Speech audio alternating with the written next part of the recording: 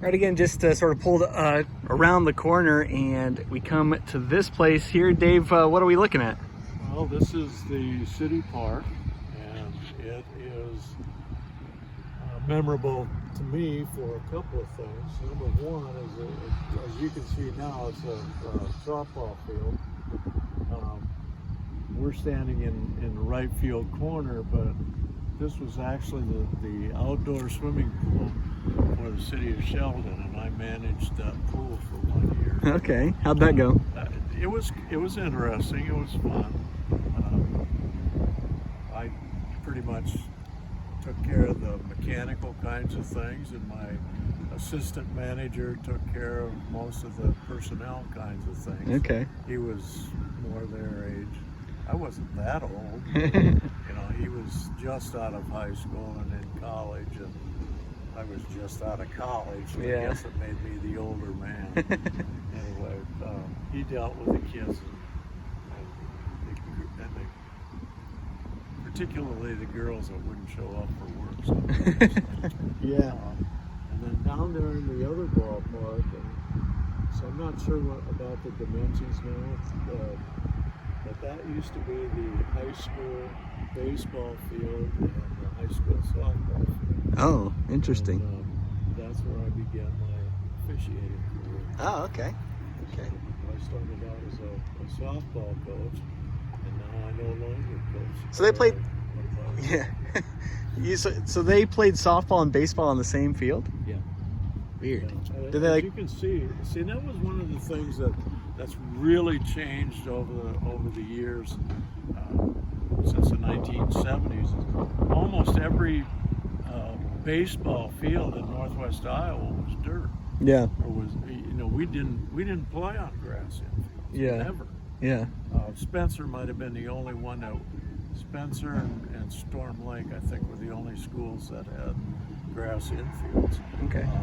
Otherwise, it was like this. So you just, you had a 60 feet for the softball bases and 90 feet for the baseball bases. Okay. Yeah. So why don't you umpire softball? Because I call softball games, and most of the umpires are at least your age, if not older.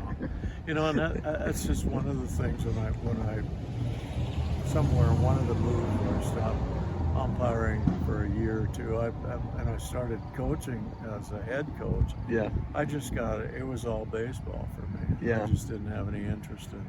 Actually, after we left here, I thoroughly enjoyed softball when we were here. One of our best friends was the head softball coach, and she was a great softball player, great pitcher. We went to every game. We went to away games and everything else. So, okay. But anyway, when we moved away from here, then my interest in softball kind of went with it. Okay. And this just a quick story, I guess. It's more about sports and what we did as a married couple when we first came here. Yeah. We didn't have any money. I mean, I told you, I only got paid $3,000 a year. Yeah. For the first year, and so we had to find ways to entertain ourselves. Well, Diane was working for the school in the elementary school, and if we would help with track meets, timing or whatever, they would give us a pass to the conference games.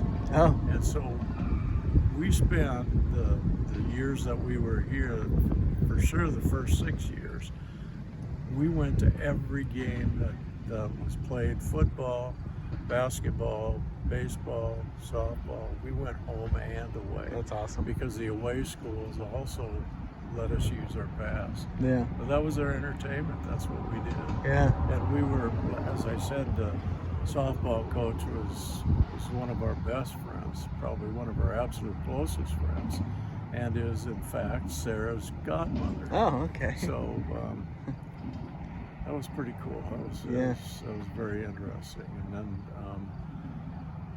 then the head baseball coach was the choir director at the high school, and he was also our church choir director. Okay.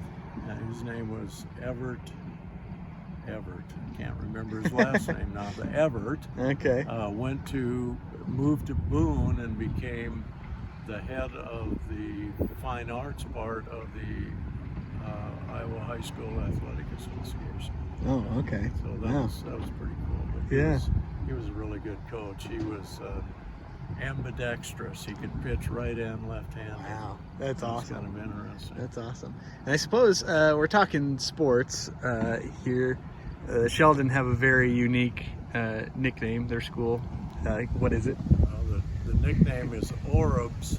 Orabs. Stands for orange and black. And that's always been their nickname. Yes. Okay. Yes, they talked about changing it at one time when we were living here. They talked about changing it to like the Mustangs or something like that.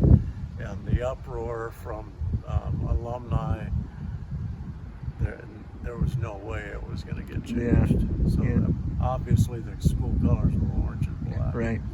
Yeah. Okay. Well, I'm going to walk down there and look at that field. You don't have to come with if you don't want to. You can get back in the car. It's kind of cold, or you can come with. Your decision. What? I'm going to walk down to that other field and look at it. And you don't have to come with me if you don't want to. You can stay in the car. I'll stay in the car. Okay. Cool. All right. So I'm going to walk down and take a look at this other field down here, just because I like baseball fields and such more than anything else. So I'm going to take a look at it. But this park is pretty cool, and I have a vague memory, and I'll ask my dad when I get back into the car if this is the case or not. But this park over here, the equipment over here that some kids are playing on, which is cool. I have a vague memory of playing on that equipment. Now I know that obviously that sort of equipment, the wood, like it's not all that uncommon these days. And there are lots of them. But in my mind, whatever park it was, I sort of think of it as being in Sheldon. So I'll have to ask my dad if that might be the case. In fact, now that I think about it, I think maybe it was like just me and my mom that came. I was pretty young. Not sure if anybody else was with us or not, but I'll have to ask my dad about this. Again, this is still the ball diamond that used to be the pool that my dad was talking about. You could see, by the way, out on the outfield grass. You can't really see it from here. When we were out there, you might have saw it. It's marked off as if they use it as a football practice field too, probably for little kids, I would imagine, not high school age, but this is that. I kind of like how the fields are sunken down. It's kind of a cool feeling. And they've got this cage here, which I'm sure is for scoreboard operators and such. That's kind of cool. A press box, if you will. This is where your radio people would go, I suppose. But yeah, so this is, in fact, I'm going to go down here a little bit, but this is kind of the view from home plate, if you can, if it will focus in on not the fence. Okay, it won't. So this is the field, which looks to be about the same size as the one next to it to me. So it would have been a small, fairly small baseball field. I think it's 275 down the line. Is what the markers say. 275 down the line. So that's a pretty short porch. So that's kind of interesting. I don't know if they put up shorter fences for when softball game was going on. I didn't ask my dad that, but that may be the case. May be able to see better. This is 275 there down the line. You can see the football markings on this field a little bit. And then actually it's open. This gate's open, so we'll look through here. Here's what that looks like. Kind of interesting. I didn't know that this is where they played their high school ball, at least for a while. So cool. I like, as I mentioned, I like baseball fields. This one has got that character to it. I'm into it. I dig it. dugouts down below. Yeah, I dig it. I dig it. Pretty cool. Anyway, we will move along. Obviously, I'm not sure where the next location will be. Dave will let me know, and we'll go see what sort of memories he has there.